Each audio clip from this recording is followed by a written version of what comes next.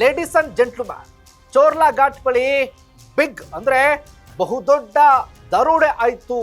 ಸುಮಾರು ಒಂದಲ್ಲ ಎರಡಲ್ಲ 400 ಕೋಟಿ ರೂಪಾಯಿ ದರೋಡೆ ಆಯ್ತು ಅನ್ನುವಂತಹ ಸುದ್ದಿ ತಡವಾಗಿ ಬೆಳಕಿಗೆ ಬಂದಿದ್ರೂ ಕೂಡ ಇದುವರೆಗೂ ಯಾವುದೇ ಸುಳಿವು ಮಾತ್ರ ಸಿಕ್ಕಿಲ್ಲ. ಹಾಗಾದ್ರೆ ಆ 400 ಕೋಟಿಯ ಹಿಂದೆ ಇರುವಂತಹ ಪ್ರಭಾವಿ ಸಚಿವ ಅಥವಾ ಪ್ರಭಾವಿ ರಾಜಕಾರಣಿ, ಪ್ರಭಾವಿ ರಾಜಕಾರಣಿ ಯಾರು? ಏನಾಯ್ತು 400 ಕೋಟಿ? ತನಿಖೆ ಯಾವ ಹಂತದಲ್ಲಿದೆ? ಇದೇ ಫೋಕಸ್ನ ಎಕ್ಸ್ಕ್ಲೂಸಿವ್ ಸ್ಟೋರಿ. 400 ಕೋಟಿ ಎಲ್ಲಿ? ಎಸ್ ವೀಕ್ಷಕರೇ, ನೆಲ ಜಲ ಭಾಷೆಗಾಗಿ ಪ್ರಾಮಾಣಿಕ ಪತ್ರಿಕೋದ್ಯಮ. ನೀವು ನೋಡ್ತಾ ಇದ್ದೀರಾ ಫೋಕಸ್ ಟಿವಿ. ನಾನು ಶಿವು ರಾನರಾಪುರ.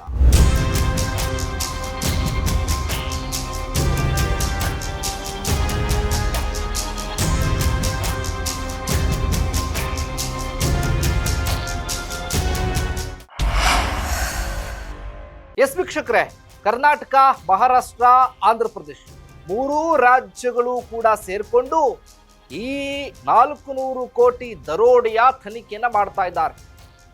ಯಾವ ಹಂತದಲ್ಲಿದೆ? ಏನಾಯ್ತು ಹಾಗಾದ್ರೆ? ಈ 400 ಕೋಟಿಯ ರಹಸ್ಯ ಏನು? ಭೇದಿಸುವುದಕ್ಕೆ ನಿರಂತರವಾಗಿ ಕೆಲಸವನ್ನ ಮಾಡ್ತಾ ಇರುವಂತ ಅಧಿಕಾರಿಗಳು ಯಾವ ಹಂತದಲ್ಲಿದ್ದಾರೆ? ತನಿಖೆ ಏನಾಯ್ತು? ಒಂದಷ್ಟು ಜನರನ್ನ ಅರೆಸ್ಟ್ ಕೂಡ ಮಾಡ್ತಾರೆ. ಅದಾದ ನಂತರದಲ್ಲಿ ವಿಚಾರಣೆ ಆಗುತ್ತೆ. ವಿಚಾರಣೆ ಆದ ನಂತರದಲ್ಲಿ ಹೇಳಿಕೆಗಳನ್ನ ದಾಖಲು ಮಾಡ್ಕೊಳ್ತಾರೆ SIT ಅಧಿಕಾರಿಗಳು. ಏನೇನಾಗ್ತಾ ಇದೆ? ಆ ಪ್ರಭಾವಿ ರಾಜಕಾರಣಿ ಈ 400 ಕೋಟಿಯ ಹಿಂದೆ ಇದ್ದಾರಾ? ಹಾಗಾಗಿ ಇದೆಲ್ಲವೂ ಕೂಡ ಸೈಲೆಂಟ್ ಆಗೋಯ್ತಾ? ಏನ್ 400 ಕೋಟಿ ದರೋಡೆ ಆಯ್ತಂತೆ, ಬಹುದೊಡ್ಡ ದರೋಡೆ ಅಂತೆ, ಹಂಗೆ ಹಿಂಗೆ ಅಂತ ಬೆಚ್ಚಿ ಬೀಳಿಸಿದ್ದೆ.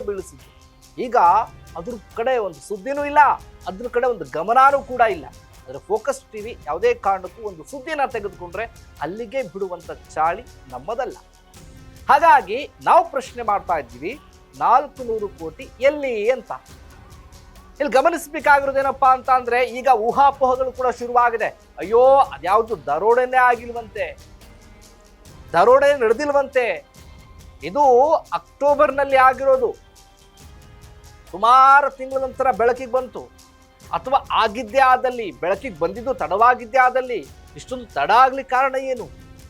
ಹಾಗಾದ್ರೆ ಆ ಹಣ ಯಾರದ್ದು? ಆ ಪ್ರಭಾವಿ ರಾಜಕಾರಣಿ ಯಾರು? ಇಡೀ ದೇಶಕ್ಕೆ ಬೇಕಾದಂಥ ರಾಜಕಾರಣಿ, ಒಂದು ಜಿಲ್ಲೆಗೆ ಒಂದು ರಾಜ್ಯಕ್ಕೆ ಸೀಮಿತವಾಗಿದ್ದಂಥವರಲ್ಲ. ಎಲ್ಲಿಗೆ ಹೋಗ್ತದೆ ತನಿಖೆ? ಹಾಗಾದ್ರೆ ಯಾರ ದುಡ್ಡದು? 400 ಕೋಟಿ ಲೂಟಿ ಯಾರ ಜೇಬಿಗೆ ಹೋಯ್ತು? ಯಾರ ಜೇಬಿಂದ ಈಚೆಗೆ ಬಂದಿತ್ತು? ಎಲ್ಲಿಗೆ ಹೋಗಿ ಸೇರ್ಬೇಕಾಗಿತ್ತದು? ಈ ರೀತಿಯ ಪ್ರಶ್ನೆಗಳು ಸಹಜವಾಗಿ ಕೂಡ ಮೂಡ್ತಾ ಇದೆ. ಏನಾಯ್ತು? ತನಿಖೆ ಎಲ್ಲಿ ಹೋಗ್ತು? ತನಿಖೆ ಯಾವ ಹಂತದಲ್ಲಿದೆ? ಈಗಾಗಲೇ ಕೂಡ ಅರೆಸ್ಟ್ ಮಾಡಿದಂಥವ್ರು ಏನ್ ಹೇಳಿಕೆಯನ್ನ ಕೊಟ್ರು? ಆ 400 ಕೋಟಿ ಯಾರದ್ದು? ಆ 400 ಕೋಟಿ ಹಿಂದೆ ಹೇಳಿದಂಥವ್ರು ಯಾರು? ಯಾವ ಜಿಲ್ಲೆಯಿಂದ, ಯಾವ ರಾಜ್ಯದಿಂದ ಯಾವ ರಾಜ್ಯಕ್ಕೆ ಹೋಗ್ತಾ ಇತ್ತು? ಯಾರಿಗೆ ಸೇರ್ಬೇಕಾಗಿತ್ತದು? ಯಾವ ರಾಜ್ಯದ ರಾಜಕಾರಣಿಗಳು ಭಾಗಿಯಾಗಿದ್ದಾರೆ ಈ ಒಂದು ಹಗರಣದಲ್ಲಿ, ಈ ಒಂದು ದರೋಡೆಯಲ್ಲಿ, ಅಥವಾ ಈ ಒಂದು ಹಣ, ಈ ಮೂಲ 400 ಕೋಟಿಯ ಮೂಲದ ಹಿಂದೆ? ಇವೆಲ್ಲವನ್ನೂ ಕೂಡ ಈಗ ಪ್ರಶ್ನೆಯಾಗಿ ಉದ್ಭವಿಸ್ತಾ ಇದೆ ವಿನಃ ಯಾವುದಕ್ಕೂ ಕೂಡ ಉತ್ತರ ಸಿಕ್ಕಿಲ್ಲ. ಹಾಗಾಗಿ ನಾವು ಮತ್ತೊಮ್ಮೆ ಕೇಳ್ತಾ ಇದ್ದೀವಿ, ಆ 400 ಕೋಟಿ ಎಲ್ಲಿ?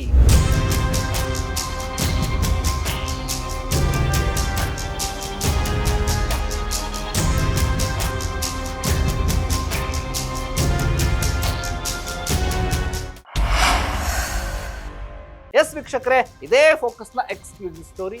ನೆಲ ಜಲ ಭಾಷೆಗಾಗಿ ನೋಡ್ತಾ ಇರಿ ಫೋಕಸ್.